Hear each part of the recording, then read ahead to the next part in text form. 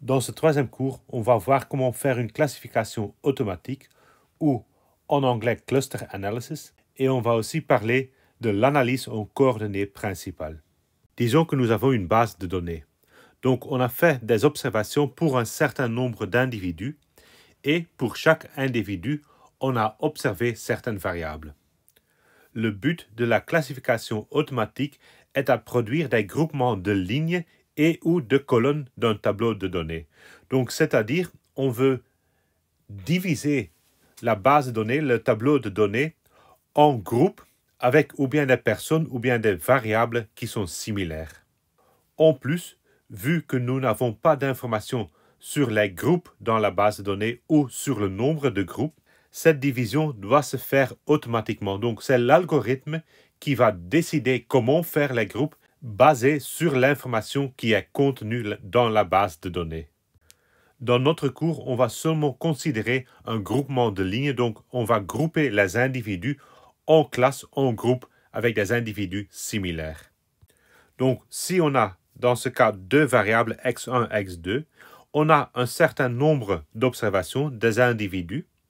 On veut donc scinder les individus en groupes, par exemple comme ça. Donc, on va essayer de créer des groupes, des personnes, des individus qui sont le plus similaires possible.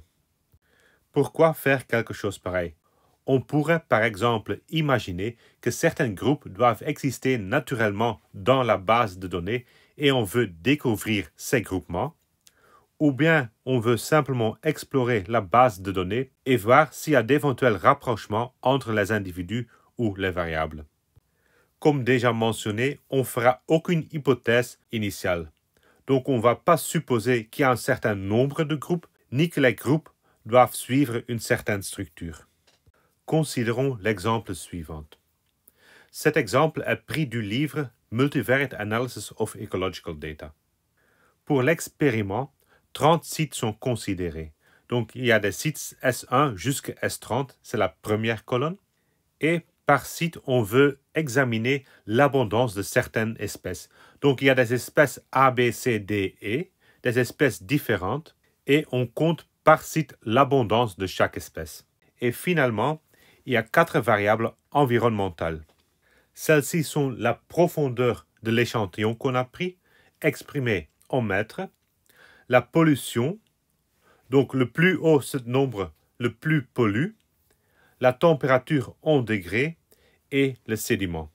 Donc en résumé, on a considéré 30 sites au bord de la mer.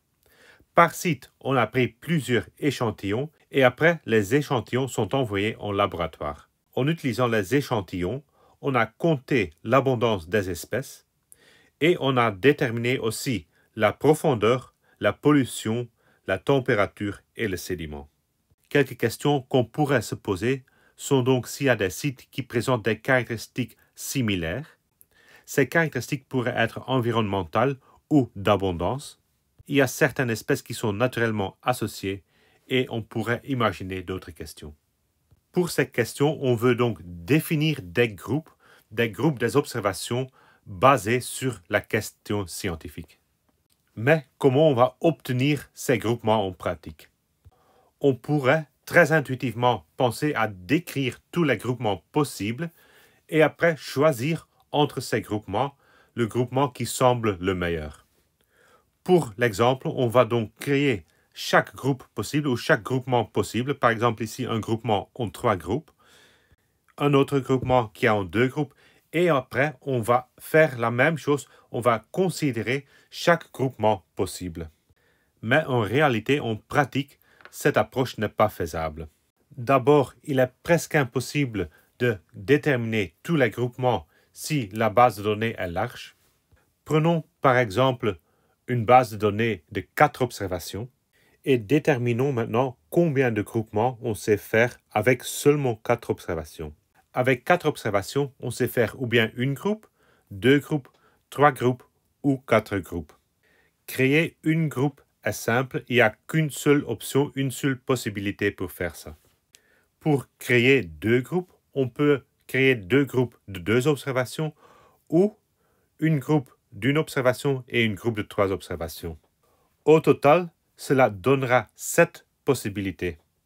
La seule option pour créer 3 groupes, c'est de créer un groupe de 2 observations et 2 groupes d'une observation. Cela nous donne 6 possibilités. Et finalement, il y a encore une option pour créer 4 groupes. Au total, pour cet exemple très simple, on a donc déjà 15 options pour grouper. Imaginez ce que cela va donner si nous avons 50 ou 100 observations.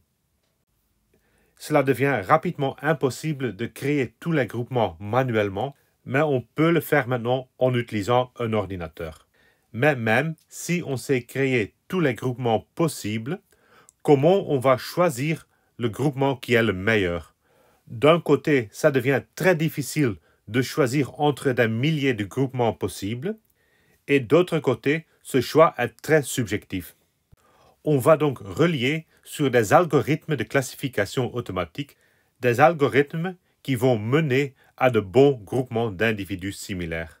Ces algorithmes sont définis de manière pour créer des groupements bien, mais ils ne vont pas nécessairement découvrir le groupement qui est le meilleur.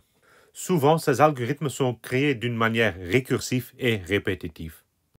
On cherche par exemple les 2 observations qui sont le plus proches dans le plan. On les met dans un groupe car ils sont le plus similaires entre toutes les observations. On cherche d'une manière les observations qui sont ensuite les plus proches l'un de l'autre. Dans ces étapes suivantes, un groupe est considéré comme une observation.